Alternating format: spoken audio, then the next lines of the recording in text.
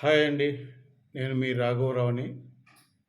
అమరావతి దేవతల రాజధాని కాదు, వేశ్యల రాజధాని అని కూసిన కృష్ణంరాజు తప్పుడు కూతలను ఖండించకుండా ఈ యొక్క కొమ్మినేని కొన్ని పేపర్‌లో నేను కూడా చూశానని సపోర్ట్ చేసి మాట్లాడిన కొమ్మినేనిని ఒక ఆడదై ఉండి వెనకేసుకొస్తున్న పెద్ద ముత్తైదు లక్ష్మీపార్వతిని అమరావతి రైతులు చేత్కరిస్తున్నారండి. అమరావతి మహిళలు ముఖ్యంగా చేత్కరిస్తున్నారు. ఈ పెద్ద ముత్తైదువ కొమ్మినేని చాలా మంచివాడని మాట్లాడుతుంది. ఆయన చాలా మంచివారు, ఎవ్వరిని ఏమనరు, ఎవరికి హాని చేయరు, చాలా మంచివాడు అంటుంది. మరి సుప్రీంకోర్టు న్యాయమూర్తి గారు అటువంటి డిబేట్లు ఎందుకు పెట్టావు, పెట్టకూడదు కదా, అటువంటి వాళ్ళని ఎందుకు రానిచ్చావు డిబేట్లోకి, వాళ్ళు వస్తే మాట్లాడినప్పుడు నువ్వు అది పద్ధతి కాదు కదా, మంచిది కాదు కదా అని మందలిచ్చారు కదా సుప్రీంకోర్టు న్యాయమూర్తి. అంటే సుప్రీంకోర్టు న్యాయమూర్తిని కూడా తప్పు పడతావా ముత్తైదువా లక్ష్మీభారతి?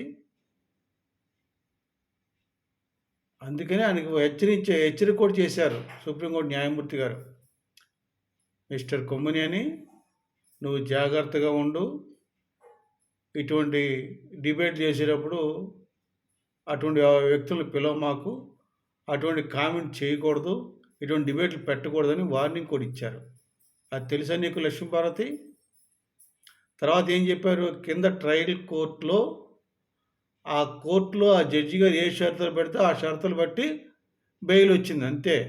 అంతేగాని మీ కొమ్మినానికి ఏదో కొమ్ములు వచ్చాయని కాదు వచ్చి బెయిల్ ఇచ్చింది. అంటే సుప్రీంకోర్టు న్యాయమూర్తిని కూడా తప్పట్టే స్థితికి చేరుకున్న ముత్తైదువా చెప్పు. అంతేలే, వైసీపీ వాళ్ళ దృష్టిలో మహిళలంటే నువ్వు, ఆ భారతీదేవి అంతే, మిగతా వాళ్ళు ఎవరు మహిళలు కాదు. ఆఖరికి కొమ్మినేని భార్య కూడా, ఆమె కూడా మహిళ కాదేమో మీకు దృష్టిలో. ఇదే కొమ్మినేని లక్ష్మీభారతి డిబేట్లో ఉండగా ఒక కాలర్, రాజు అనే కాలర్ ఫోన్ చేసి ఇలాగ ఎన్టీఆర్ గారు అంటే ఆయన మాట్లాడితే ఏం మాట్లాడంటే, ఒక రాజ్యాలు పోయింది ఆడవాళ్ళ వల్లనే అని చెప్పి మాట్లాడుకొస్తూ గతంలో పూర్వం రోజుల్లో అప్పుడు ఎన్టీఆర్ గారికి స్టెరాయిడ్లు ఇచ్చిన లక్ష్మీపార్వతి గారు ఇచ్చారని అనుకుంటున్నారు అంటూ భర్తని విడిచిపెట్టిన ఆడదాన్ని ఎలాగ మీరు డిబేట్లు తీసుకొచ్చారని అడగగానిక రెచ్చి కాట్ల కుక్కలాగే. మనం చూసారా, మన బజార్లో ఒక టిని బండారం పడితే, పొట్లం పడితే ఒక 10 కుక్కలు పడతాయి సార్, ఒక్కొక్కడికి బో బో అని అరుచుకుంటూ లాగుతీశారు. అట్లాగా ఆ కాలర్ రాజు మీద లైవ్లోనే కాట్లకు వెంటబడిపోయాడు. ఏం మాట్లాడుతావు నువ్వు, పిచ్చిగా మాట్లాడుతున్నావు, బుద్ధి ఉందా లేదా నీకు, ఆడవాళ్ళ పట్ల నీకు గౌరవం లేదా నీకు అని మాట్లాడాడు. దానికే మరి అదే కృష్ణరాజు దుర్మార్గుడు, అది దేవతల రాజధాని కాదు వేశ్యల రాజధాని అంటే ఏమన్నాడు, అట్లా అనవద్దు, మీరు అట్లా అనకూడదండి, ఏదైనా అంటే మిమ్మల్ని యూట్యూబ్లో పెడతారా అన్నాడు. కానీ ఈ కాట్ల కుక్కలు ఎందుకు దెబ్బలాడు, తప్పు కృష్ణరాజు, తప్పు మాట్లాడుతాం మీరు, ఇది సారీ చెప్పండి, మీరు అలా మాట్లాడకూడదు, ఎందుకు మాట్లాడలేదు అంటే ఆయనకి లక్ష్మీభారతి గారి ఒక్కరే మహిళ.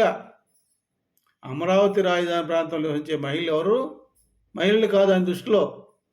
అంత నిత్య దరిద్రులు ఈ కొమ్మినేని.